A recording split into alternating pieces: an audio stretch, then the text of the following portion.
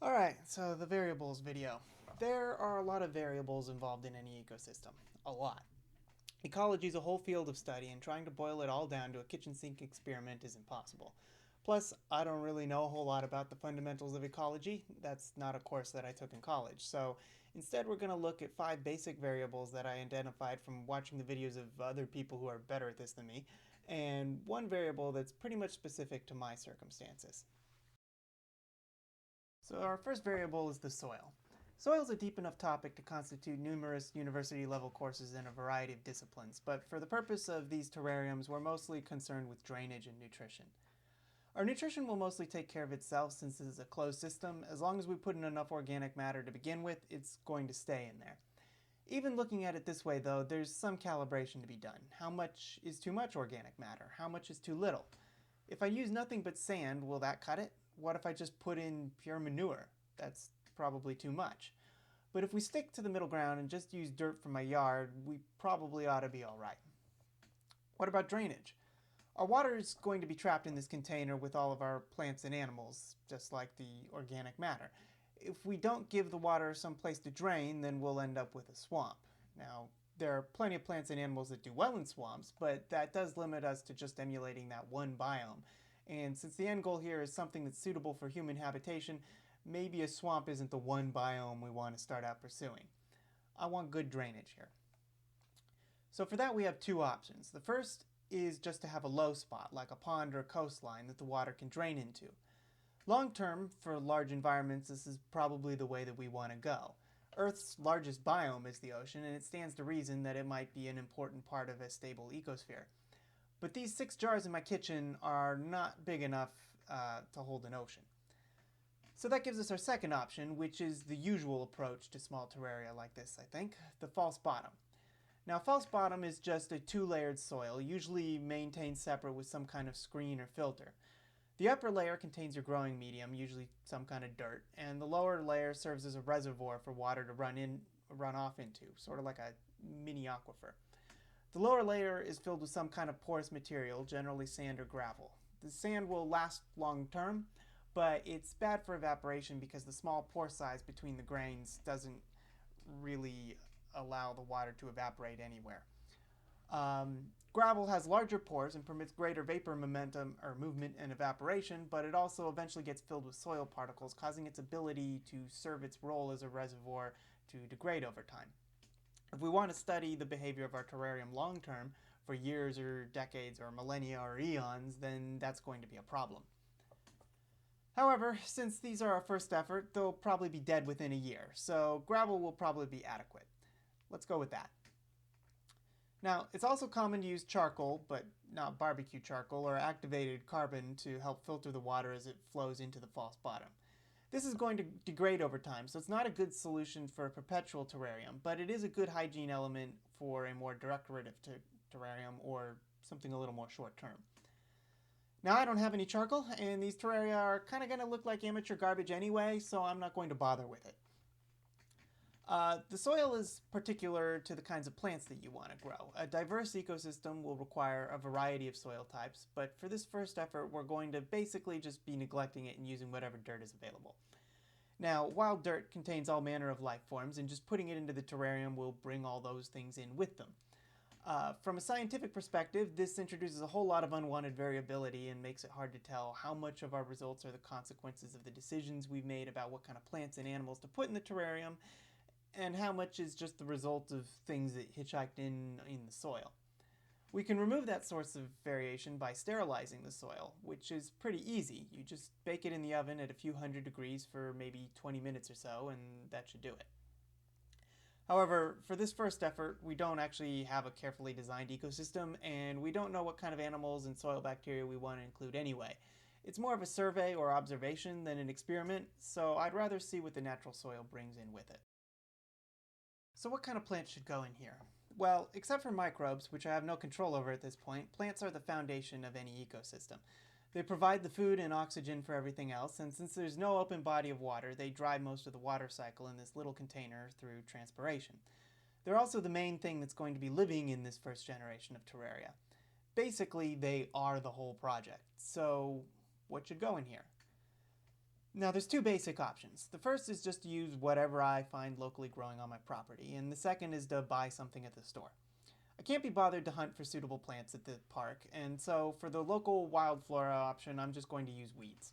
The weeds in my yard seem pretty durable, and so they can probably survive, but some of them grow to tremendous sizes, and I can't really tell them apart, so there's no telling if they're really suited to growing in a jar. The other option is to buy plants at the store. After watching some terrarium videos on YouTube, I've compiled the following list of suitable terrarium plants. Mosses, star moss and hypnomoss, liverwort, cryptanthus. I don't know what cryptanthus is, but apparently it's suited for terrarium. Oak leaf creeping fig, philodendron silver, which may grow too large for this small terraria, and Selaginella uncinata. I don't know what this is, but it sounds like an infection that gives you ulcers, but apparently it works for a terrarium. So after going to Home Depot, which is the only place that I actually bothered to go to try to pick up these plants, the only one of these on this list that I found was the creeping fig. So I bought that. They also had some bonsai plants with small amounts of moss growing around their bases. I don't know what kind of moss this is or was, or even if it was still alive, but I picked some pieces off the bottom and added it to my creeping fig. And this other plant that I bought because it had some green stuff growing around the base that I figured might also be moss. Last, I found this bag of reindeer moss. I'm not sure if it's alive or not. I mean, it's living in a bag, and dead moss looks an awful lot like live moss. But the bag does say it's actually a lichen, and lichens are pretty durable, I think, so maybe it is alive. Anyway, it does leak this green stuff when it's wet. I'm not sure if that's a dye. It kind of seems like a dye, which suggests that it isn't alive, but anyway, maybe it's some kind of symbiotic algae or something.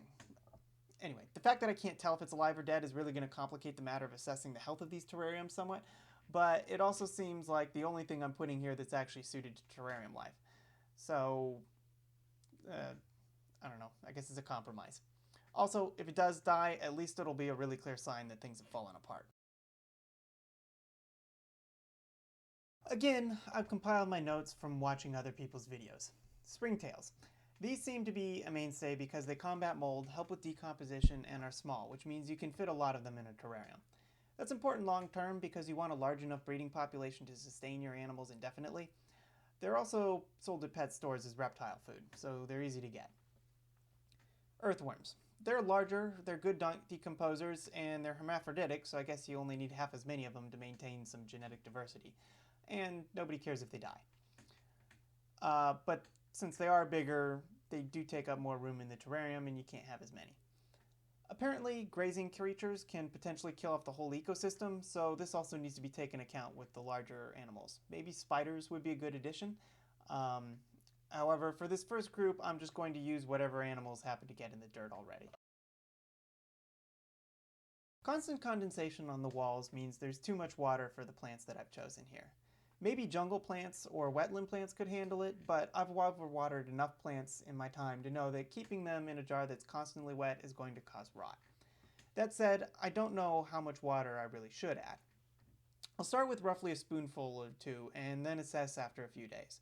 If it's too wet in there, I'll open the jars up and let them air out for a few minutes and keep doing that until I eventually arrive at about the right level, which I'll know because the jars will occasionally dry out. If they get too dry and there's never any condensation on the walls, or the plants obviously are starting to wilt, then I'll add a little more water. There's also the question of what kind of water to use. Tap water has chemicals in it to prevent contamination and fluoride for your teeth. How that will affect the plants, I don't know. Natural runoff has all kinds of minerals and pollutants in it. Rainfall has all kinds of things picked up from the air. What should the pH of the water be? Is tap water adequate? Should distilled water be used instead? Again, I'm just going to do the easiest thing here and use tap water. If everything dies, then we'll look into the water supply later with the next generation. Our variables come down to the following decisions: tap versus distilled water, sterilized versus non-sterile soil, fauna versus flora only, sand versus gravel substrate, and open water versus a landlocked environment with no open water. And last, location. These are going to be sitting on my property, so where should they be? Indoors or outdoors? Various parts of my yard get different amounts of light and experience different temperatures. The locations basically boil down to indoors, my front yard, or my backyard, which in turn is sort of a proxy for full versus partial sunlight. Taken at face value, this is 5 2-value variables and 1 3-value variable, or a total of 96 different combinations, plus an infinite variety of plants and also animals for the fauna environment, which is our ultimate objective. Now, I only have 6 jars that I want to use, so I obviously can't do 96 different combinations. We're just going to go with the most promising and or convenient options. So these are tap water, non-sterilized soil, whatever animal life happens to come in with the soil, gravel substrate, and a landlocked, i.e. no open water environment. 3 of these jars will have store-bought flora, and 3 will be populated with the plants from my yard. These will be grass and a kind of herby-looking thing that resembles clover but clearly isn't, plus a small plant that vaguely resembles the creeping fig, and something that looks like clover with fused leaves and actually might be clover. The store-bought jars will have store-bought moss and lichen, plus the creeping fig plant, which I will divide up to put small parts of in each jar. I'll put 2 jars in the front yard, 2 in the back, and 2 in my kitchen window, which is the part of my house that gets the most direct sunlight. Now that we've half-assed all of these decisions, it's time to actually make the terrarium. And we'll get to that in a future video.